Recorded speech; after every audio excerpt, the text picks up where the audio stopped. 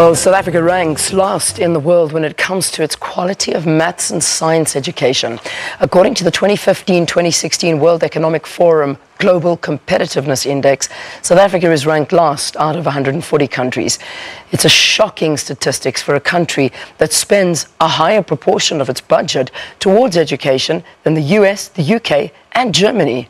Now, at 26 years old, an actuarial analyst, Athi Rwexu, hopes to reverse the situation with her new maths application software that aims to enable learners, educators, and ordinary people to better visualize and understand maths. Maths anxiety is a real and a serious problem for many learners in South Africa. It's a daunting subject that often leaves them with feelings of apprehension and fear. But now, with mathematics being regarded as a priority subject all over the world, is there a case of improvement for South Africa when it comes to maths? Athi Rwexu from the Eastern Cape seems to think so. Mathematics itself is a language, all right? So when you speak about the x's and the y's and the plus and the minuses, that is the language. That is the mathematical language. Like calculus is a language, algebra is its own language, geometry is its language. But it's the explanation then of explaining such concepts maybe in a language that learners will understand. Maths is its own language, so the person who's teaching it needs to understand that mathematical language in the first place.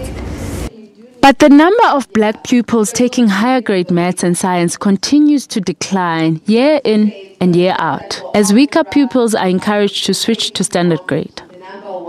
Now there's a trend where learners are actually changing from pure maths to maths literacy, and now apparently some learners even opt not to take maths because the generic understanding of the maths concepts seems that either there's no person to particularly explain it properly.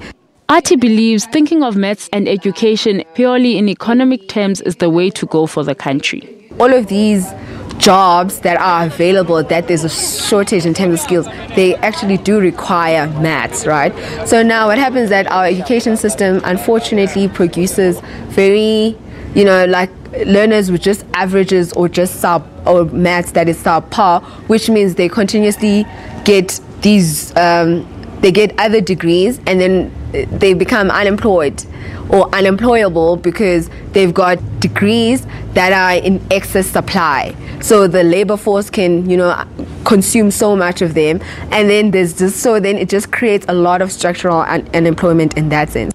Athi has since developed a mathematics application software that aims to help learners, educators, and ordinary people visualize and to better understand maths using their phones, tablets, and personal computers. Sigma X basically is, you can download it if you're in any grade from pretty much like from grade 6 all the way to matric, and you just download it once. And what it does is that it gives you the practical part about mathematics. So we've used graphics and we've used animations, which means that you can see a little bit of cartoons in the math. You can, so it's pretty much very visual, so to help learners understand it. But does the app help to bridge the educational gap that was created by apartheid? Are we not leaving learners to their own devices with the introduction of this app? Basically, the app does not replace the teacher, it does not replace the textbook, it does not replace anything as is in terms of what is done by the Department of Education. It's just a study aid, right, to just help learners have an appetite towards maths.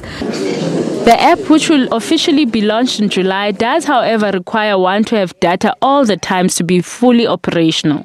Zinzu Swamani, SABC News, Johannesburg.